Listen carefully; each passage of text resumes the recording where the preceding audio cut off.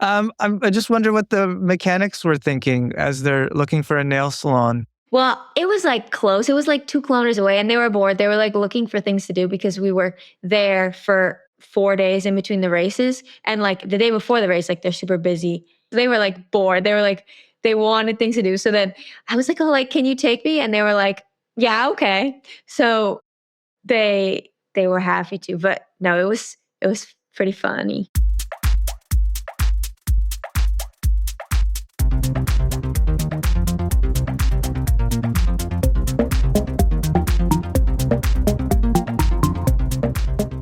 Welcome to the Canadian Cycling Magazine podcast. I'm Matthew Pioro. With me is Matt Hansen. Welcome, Matt. Hello, Matthew Pioro. I thought you'd be taller. The show's feature interview is with Sidney Swierenga. For this season, the Vancouver rider has landed on Live AlUla Jayco women's Continental team. In 2025, she had some big results that got her noticed by that team, as well as I think some other established teams. Last year, Swierenga was second overall at both Redlands and the Tour of the Gila. She also won a stage and the GC of the Tour de Gévaudan, Occitanie, Femmes. We'll find out more about what's ahead for the talented young rider in just a minute.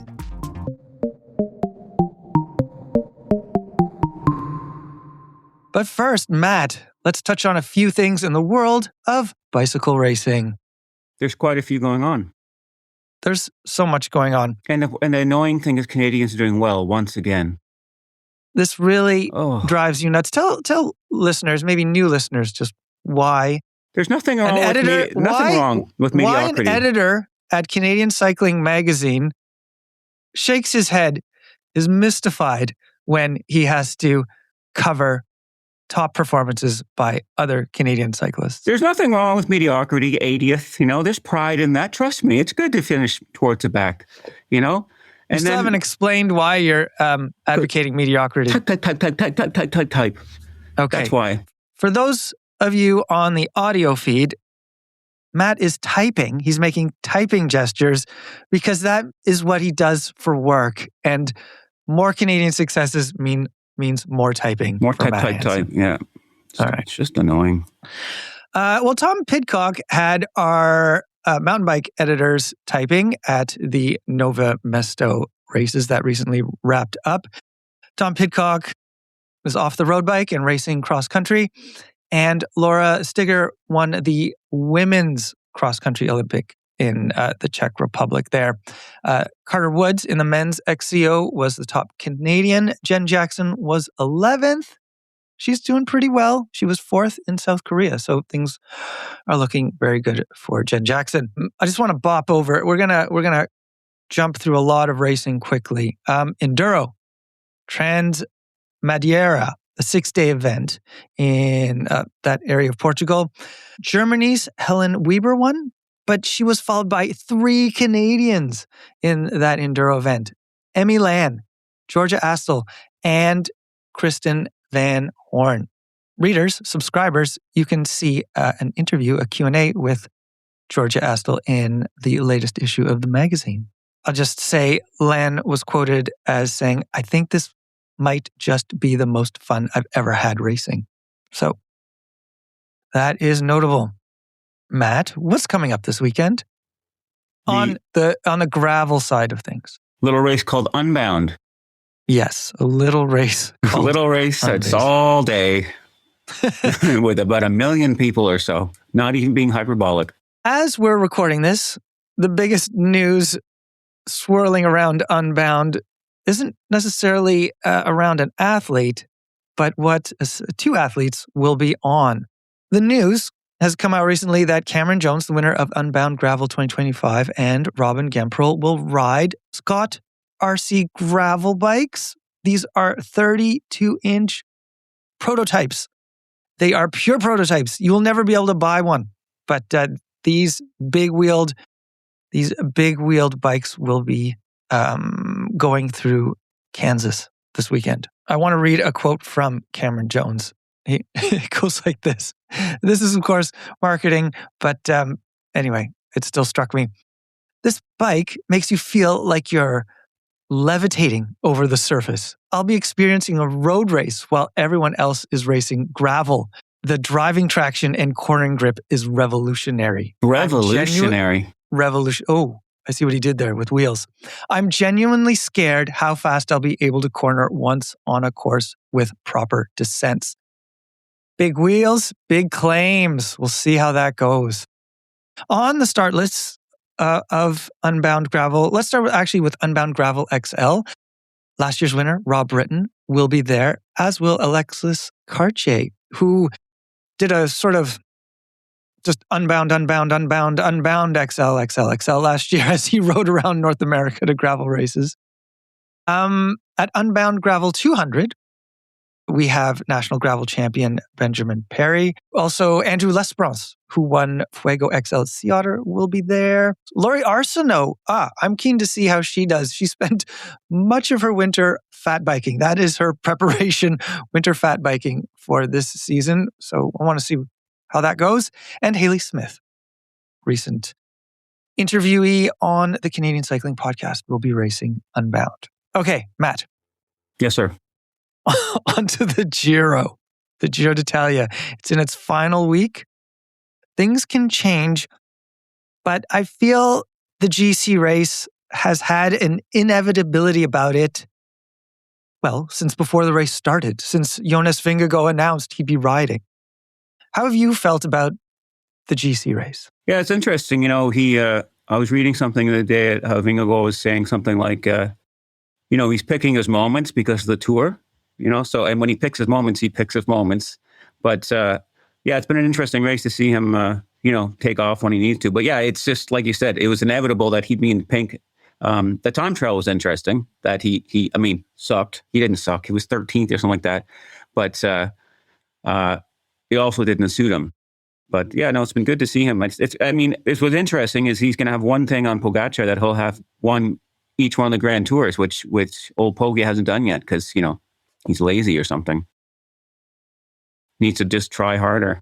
I wonder if it'll motivate Tadej Pogacar to take on the Vuelta. I mean, he's raced the Vuelta, but, that would keep him out of Montreal and Quebec. And who knows what that would mean for his prep for Worlds. So, yeah, it'd be interesting. It'd be interesting what would that some riders are doing the Vuelta with the Worlds in mind, but then, like you said, skipping the Grand Prix.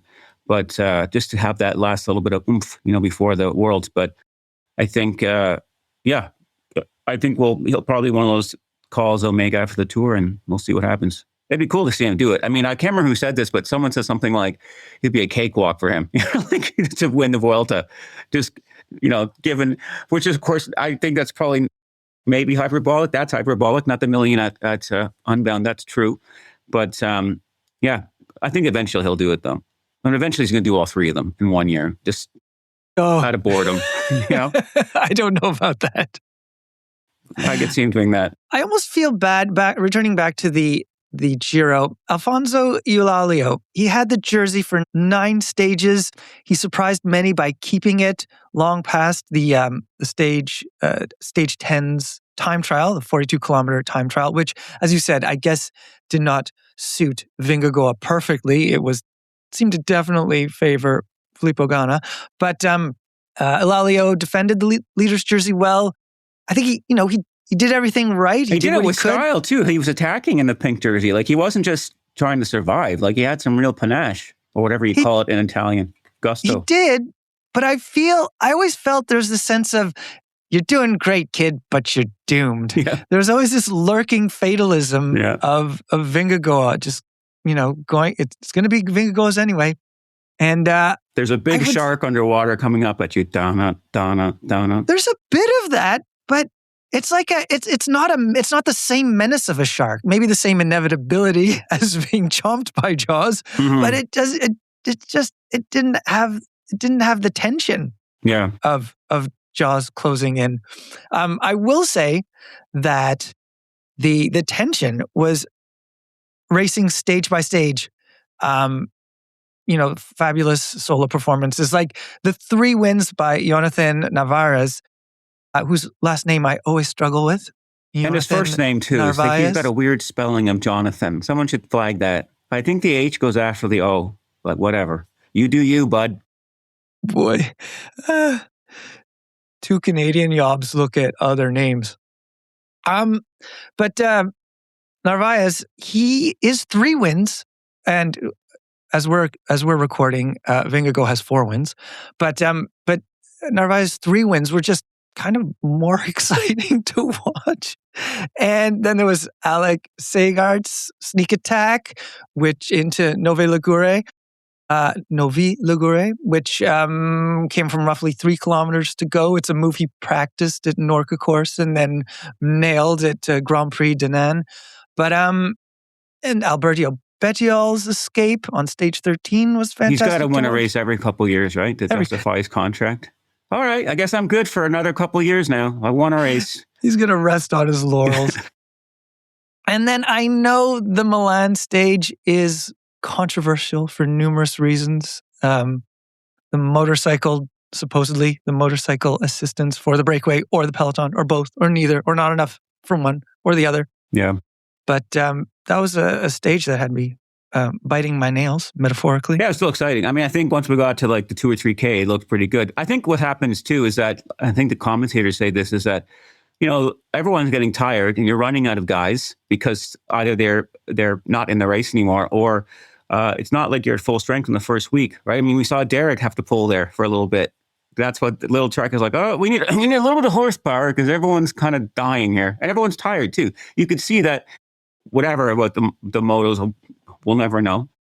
Well, I guess they'll know. But you could see that even when they're trying to do the lead-out trains, it's just a little bit sluggish, right? And because normally they would get that 30 seconds or whatever, easy peasy, right? Just crank it up to 65, you're good to go. Just crank it up to 65. Click, go hard. That is, just put it in the 11 tooth. Just try a little harder, yeah. But you know what you guys need to do? You need to go faster than the guys ahead of you. Yeah. Stop being so lazy. Armchair de-essing at its finest. It was cool to see Derek G. West doing his turn in that finale of into Milan. But it wasn't cool seeing him fall back in the GC early on in the race. His time trial performance was a sign of hope that he could get into the top 5. He was 4th overall in 2025, remember? He was 8th overall after the TT. Then he slipped a place after the climb to the finish on stage 14. And then he was 5th on the stage this past Tuesday, moving into 6th overall. So he's still fighting, which is great to see. Yeah, it's interesting watching him too. You know, he's got this kind of diesel thing going on, right? Where it's always the same. The guys attack. And like, well, Derek's getting dropped. And then who do we see? Whoop, he's back on. So the same thing happened on the Tuesday stage where he was just popped a little bit and then he's back. He's right back there. So yeah, that's just how it is, you know? Yep. That's his diesel speed. And I think, I'm not making any predictions. It's been great to see him keep fighting throughout this race. All right. The Giro d'Italia women is coming up. This is going to be even more annoying than the men's because there's 8 women there and they're all good.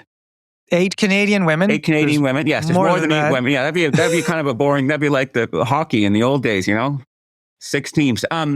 Yeah, it's really going to be annoying for us, I think, because it's highly probable we're going to see some big results, not just in the mountains, but on the flats. There's a hilly TT, which I'm sure Isabella Holmgren is going to do great on. All right. You're getting ahead. Sorry. It is 9 stages, mostly in the north of Italy. The profiles, if you look at them lined up, it's flat. It rises in the middle stages and flattens out before rising again. One of those stages is the stage 4, mostly uphill time trial. Stage 5 has the most elevation gain, around 3,400 meters. And I believe it's stage 9? No, or stage 8. Goes up the Colle del Finestre and the Sestiere. That is the penultimate stage. The final stage is lumpy and could shake things up, I think, in the GC.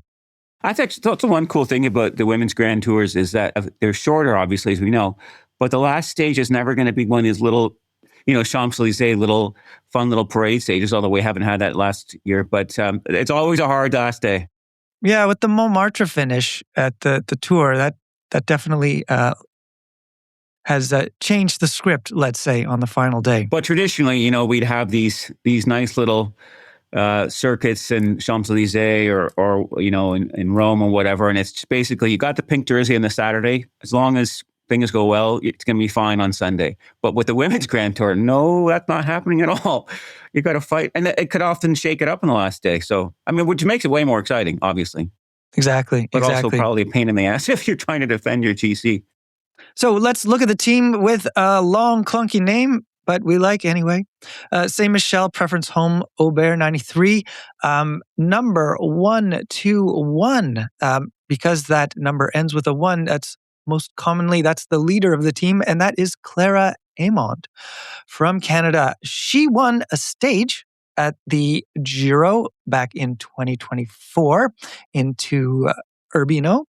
And that was after more than 90 kilometers in the breakaway. So it's good to see her returning to the Giro women. And Alison Jackson will be there alongside. Let's see, who else do we have here? Flying the flag. Exactly. I actually noticed it was strange. She did a gravel race in Scotland recently. And to see her in the normal Ober 93 kit was odd because we're so used to seeing the national championship jersey. Mm-hmm. So, EF Education Oatly has world champion Magdalene Valliere-Mill, and she has support from fellow Canuck Alex Volstad. Yeah, and she'll do well on those tough mountain stages. It'd be nice to see, I read somewhere someone saying that she's not generally a GC rider, but I don't know if that's really quite true anymore because she finishes up in everything now. So it'd be nice to see her either take a stage or, which I think is probably harder to do now for her, not physically, but because she's marked by everyone. But it'd be nice to see her get a good top overall finish, because I think she's a GC rider. She's fantastic. Exactly. And she's like up until this year. It was only this year that she's sort of been allowed those opportunities. She was a very strong, let's say, almost a super domestique for her team. Maggie Coles-Lister, who recently had a good result. She was second at GP Mazda. How do you say this? I think it's Mazda. It's a car. GP Mazda, not the Mazda I struggle with. It's the Schelkens. She was second over there at the Belgian 1.1 race.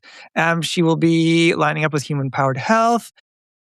Team Picnic Post NL has Mara Roldan on her way back to racing. She's been recovering. Last year she had a horrible crash, and then there was to add insult to injury, there was a concussion afterwards. So it's good to see her lining up at a Grand Tour. Yeah, and it's a talent like that. It's not going to be long before we see her doing something special again. She just needs to get these race miles in, which she's obviously missed. And she at Azulia, she wasn't finishing up there. I don't think she expected to finish up there. But after the Giro, I could definitely see her getting that fitness back and that speed back. And we'll see her do something special again, which would be great. It's a good comeback story. Over at Lidl Trek, Naomi Fisher-Black will be wearing number 91. And she will have support from Isabella Holmgren. You were mentioning you think Holmgren will do well in the TT. I just want to remind everyone that Isabella Holmgren was 7th last year at her debut Giro. And remember, at the when she did Avenir, which I know, of course, is a little different than this. At Avenir, she won the mountain time trial, and this is obviously her specialty, going up hills fast. And we've seen her just level up even this spring. So yeah, I think she'll be the lieutenant, but at the same time, why not have a two-pronged attack with those two women when it goes up the hills, right? So I think she'll be doing something special as well, which will be annoying, but anyway. Too much work for Matt Hansen. Oh. You mentioned two-pronged attacks over at Live AlUla Jayco. It looks like there'll be co-leadership with Monica Trinca-Colonel and Georgia Baker. And in the support department will be Nadia Gontova, who has been racing pretty well. And she just had a great ride at the Vuelta a Burgos Femenina. She was 9th overall. And the last stage, which looked just brutal, she was 11th. And, she was right in the mix there. So don't be surprised if she's, like I said, the same kind of thing as Isabella. She's not a backup, but she'll be a lieutenant. And they'll be looking to her to help the others, but also maybe go for something on her own. So yeah, it's again annoying. Just there's nothing wrong with finishing 80th. And let me be everyone's Matt Hansen translator. By annoying, he means I'm excited to see these athletes do well. Yeah, I'm excited. And spill many, many words about their successes. Yeah, of course I'm excited. It's nice to see, but it's just, just be nicer. While we're talking, well, maybe not while we're talking, but Liv AlUla Jayco brings us back to Sidney Swierenga.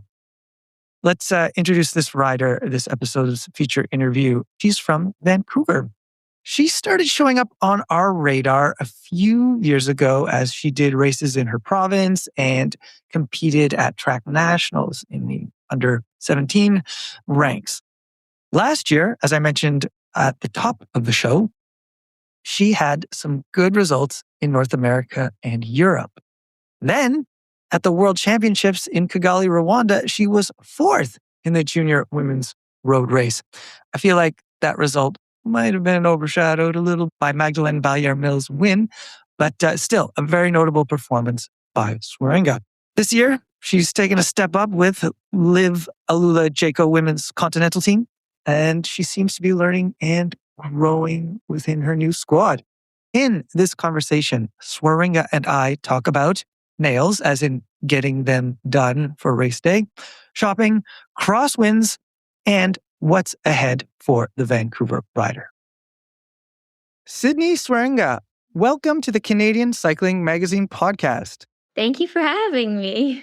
You are in the midst of your first season with Liv AlUla Jayco women's Continental team. Yes. It's within the Green Edge Cycling Project constellation of teams, which includes both men and women's World Tour teams and a men's Continental team. What's it been like on the new team? What's the level of support like? I mean, it's great. I've not been on any other teams really except junior teams, so I don't have much to compare it to, but I mean, I love it. It's super great. I love all the girls, and I love all the staff. Everyone is just super nice. It's a really, really great environment. And then on top of that, I feel like the support is just amazing. Cause our team is quite small. There's only 9 girls. Yeah, 8 or 9 girls on the team. So it's the team is quite small, but because of that, they're able to have quite good support. So it's you end up doing a lot of races, but it's what we like to do. So it works out well.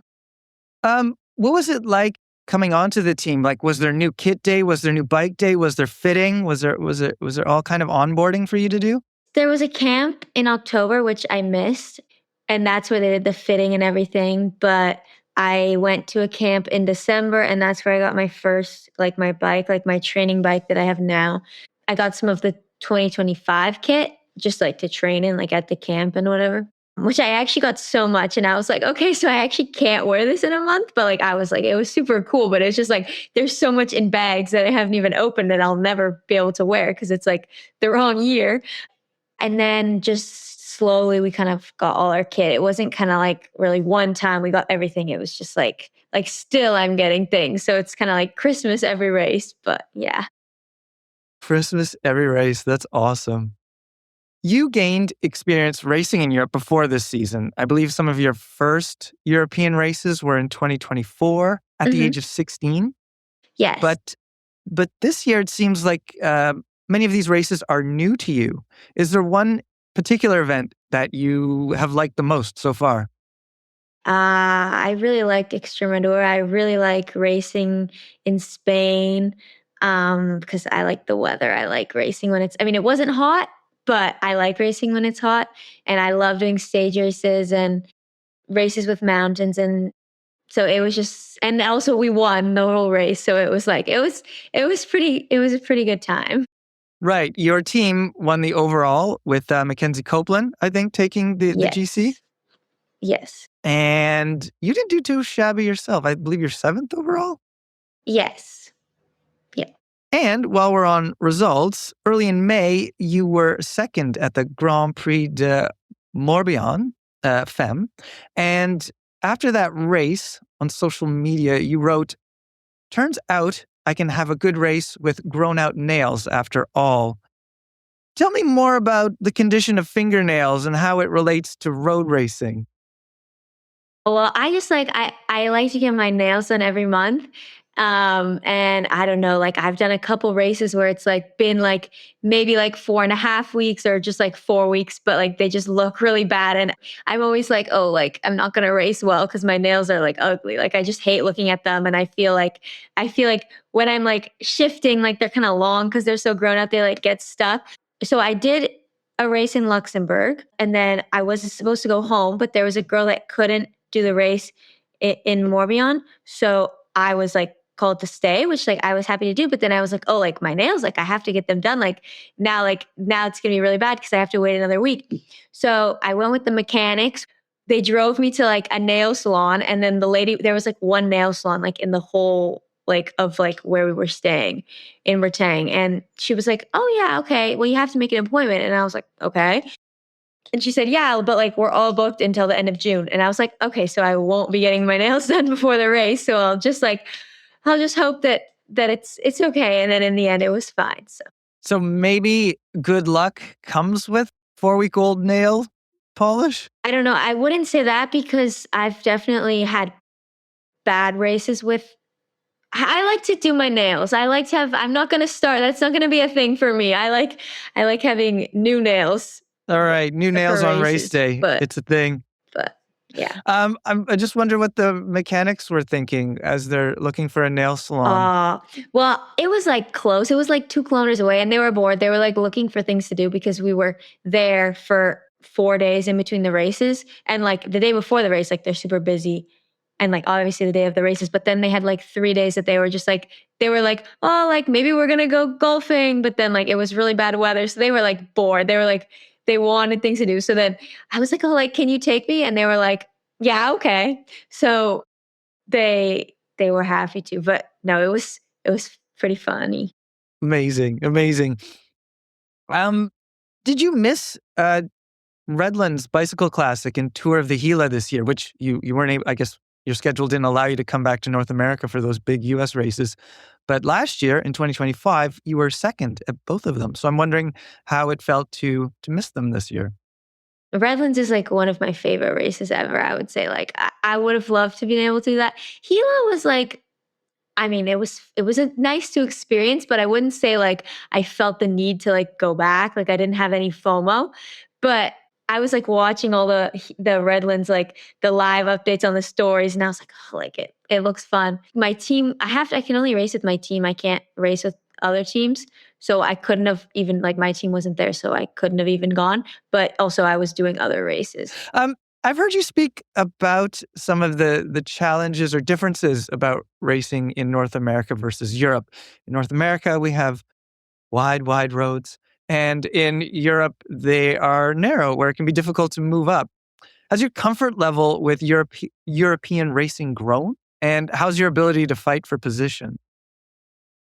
Well, I mean, I think I've definitely gotten better just from practicing because I've been racing so much, but it's definitely something that I still struggle with and try to improve every day. But I find more when it's the racing gets harder and it's even if it's narrow and technical, but there's climbs and descents and it stretches out, then I can actually position like pretty okay because just like the fight is like a different kind of fight, if that makes sense. Like I can move up and then stay there because other girls are like tired, so they're like less like keen to get to the front. And then it's just going up and down. And when you're like going downhill and uphill, it kind of just things are more locked in. But racing like in a Belgium flat race, like where it goes from like narrow, wide, and it's just like a huge fight. Like every time it gets like wide for the narrow part, like it's just not something that I'm able to do quite yet. Or like, I mean, I definitely think I've gotten better, but I was so bad before that like better doesn't really like mean anything. No, take the gains, take the wins. You're getting better. That's the takeaway here. I hope so. Is there a race you did this season so far that had you thinking, oh, there's something about this event that I still need to figure out, or there's a skill or a tactic that has been, you know, revealed to me that is something I need to work on? The first race I did in Spain was like a 1-day race. Yeah, the race started. I positioned like well into the climb. Like I was super happy with my climbing. Everything made the front group. And then we had a big long descent and then flat. The descent, everything was fine, was like in the front group. But then we got caught by a bigger group behind. So then we were a bigger front group, like maybe like 30 or so. And then there was some crosswinds. And I've never really raced in crosswinds before. And I was kind of like at the back. And I've never like experienced it before, but I was like, whoa, like, okay, like this is really hard. Like what's happening? Like normally like in junior, if something was really hard, I could just use my legs and it was fine. But just at being at the higher level in the wind, it was just something I've never experienced before. And I actually got like dropped from the front group. I was like, oh, like I've never like been dropped before like this. Like, okay, like I did not like that feeling. Like next time I'm not gonna let that happen. But it was something that I having to be like in the front for the win, like because girls were like, well, they were trying to go hard, I guess. Were there echelons forming? I think maybe like minimally echelons. Like it was definitely like a front group, like a front like bunch, and then like stretched out after that. And then I was like at the very last wheel, like on the tail. And I was like, okay, like this is really hard.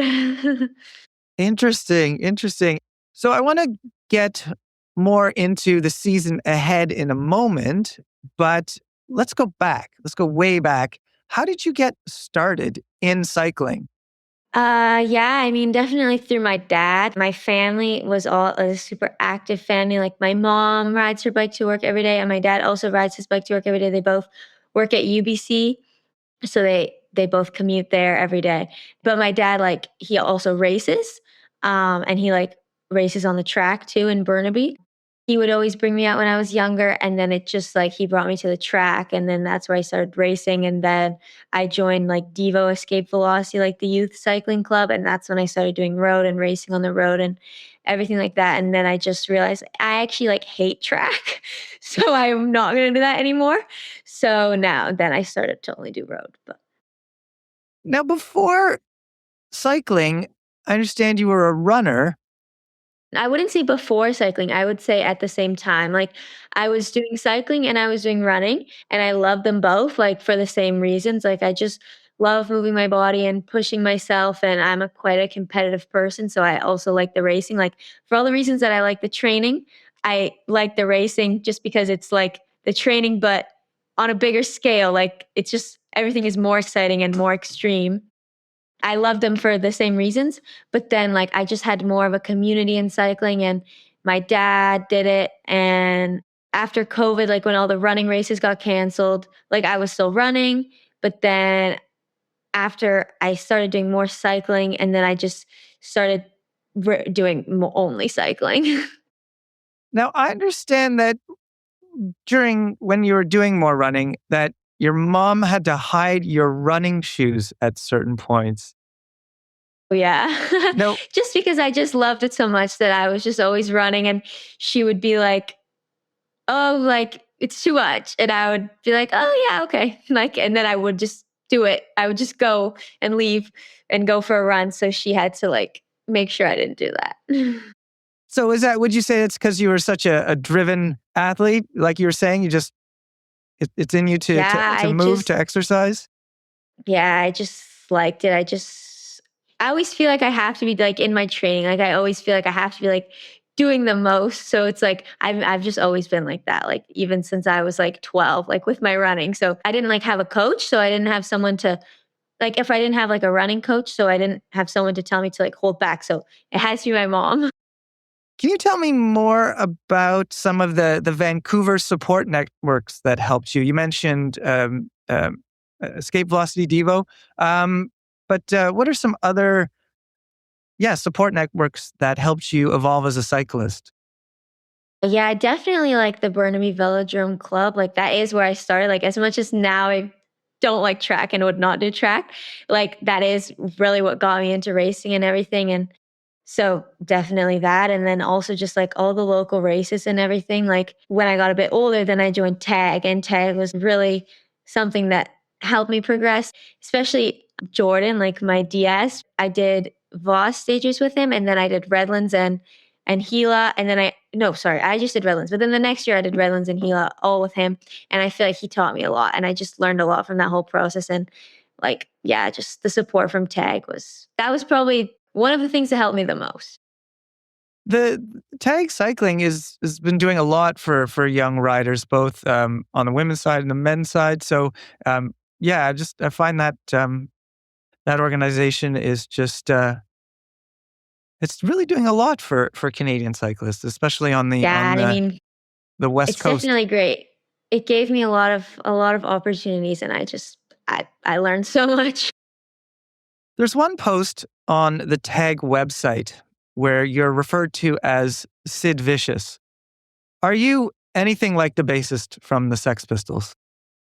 See, I actually have no idea. So that's just what Jordan calls me. So I don't even know that song, to be honest. This is Jordan Shane, former pro roadie who is, like you said, a DS, and he works with Tag. So he hit you with this nickname that that you're not even sure about the reference.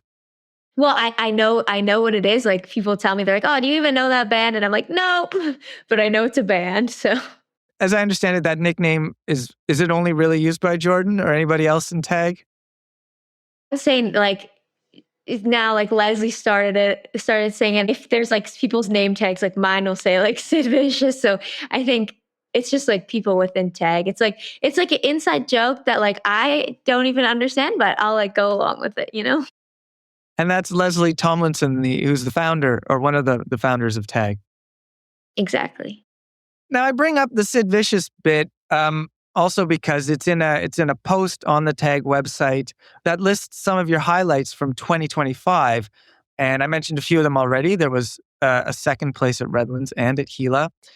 You won a stage in the GC of the Tour de Gévaudan Occitanie Femmes. And for a while last year, you were ranked the number one women's junior rider. Now, by August, I believe you had your contract with Liv AlUla Jayco lined up. But when did discussions with that team begin? And was it out of the results you had gotten that year that led to these conversations with that Green Edge cycling project? Yeah, definitely my results. I did the first race I did in Europe. In Italy, it was another Nations Cup, and then I did second. So after that, like I think I was on teams' radars, and then after I did Tour of Gévaudan, I won that and the GC, and then yeah, that's just how I started talking to a lot of different teams, and in the end went with Jayco, and I'm super happy with that decision. So. You've raced a bit in the Netherlands and as well as Spain, and you're getting all sorts of other European experience. But how would you compare, say, the cycling centers in the Netherlands and say those in Spain? What do you mean cycling center? Well, I know you're in Sittard in the Netherlands, so that's quite the hub. I'm assuming you've got some experience riding around Girona. I would say Sittard is okay. Like there's a lot of cyclists, but compared to Girona, there's not a lot of cyclists in Okay. Sittard. It's just like there's a lot of cyclists that live in Watersley, but it's like still like I mean I don't know how many people are in the town, but it's not that many. And Girona, it's like there's so many cyclists, there's so many pros, but then also there's so many like just people on holiday. So that's why like everyone has a bike, everyone is riding a bike because it's just like a tourist cycling thing, and also like a lot of pros live here, so it's just more extreme, and also the riding is way better in Spain in my opinion. I think the riding is horrible in Sittard, but I mean there's definitely worse places, but it's not up there on my recommended list. All right. This season, you raced with another BC rider, Nadia Gontova, who is on Liv Jayco AlUla, the women's World Tour team. And you raced with her at the Vuelta a Extremadura Femenina. I'm wondering, has she got you knitting? No, I she's she's very good at knitting. Like, I'm very impressed. Like, she's like, oh yeah, I made this sweater. And I'm like, how is that possible? But no, that's not something that my attention span is not long enough. I've tried crocheting, and even that, I mean, people say crocheting is easier. And even that, I like made the triangle for one bikini, like one half of a bikini, and then that was it. Like, it's not really my thing, I think. Do you have any off-bike hobbies? Yes, I like shopping. I love shopping, actually, a little bit too much, but I limit myself. But if I didn't, then I would go shopping every day. I really like walking also. So like on my rest day, like I'll like just like walk around. I'm kind of getting into baking a little bit, but only banana bread because I just love banana bread so much. I've made like so many loaves by now, and I have like a perfect recipe. I've like looked at a bunch of different recipes, but I've made so many that like now I have my own recipe, and I think it's about just about perfect. So yeah, mostly just if I'm not riding, then just walking around or shopping or something like that. And if you're not racing, are you watching races? Do you follow cycling? No? Well, I look at Instagram and I look at pro cycling stats, but I'll probably watch the most important day of the women's tour and like the Tour de France, and that's probably about it. Sometimes, some years I'll watch Strata because I think that's just, well, I mean, it's a pretty exciting race, but that's about it. Did not watch it this year.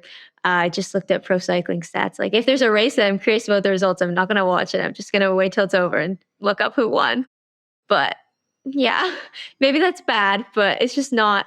I'd rather watch something not to do with cycling. I'd rather watch like someone's haul on YouTube because I just prefer that. Yeah. Well, when your job is cycling, maybe you want to watch something else. And I love shopping so much, so I can't shop all the time because then I would have no money. So I just on YouTube watch people going shopping. They're like, "Oh, come shopping with me," and then it feels like I'm getting new things.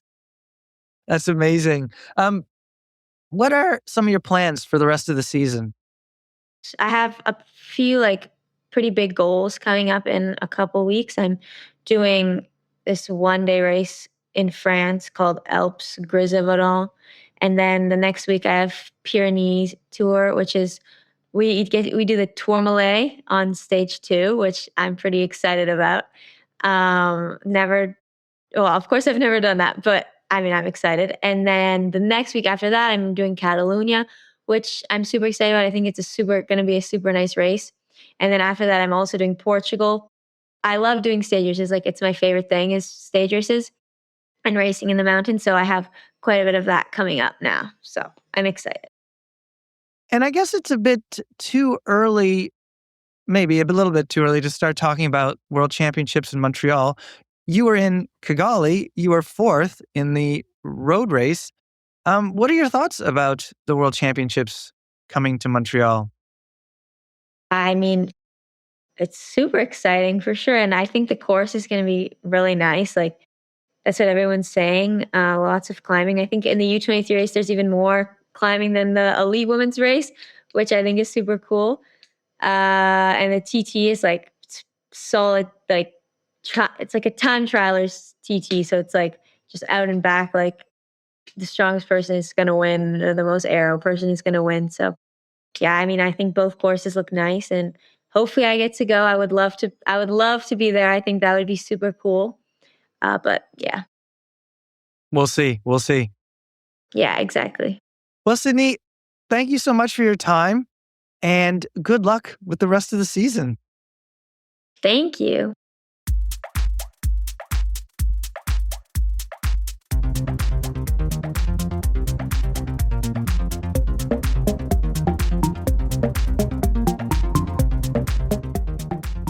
And that's the episode.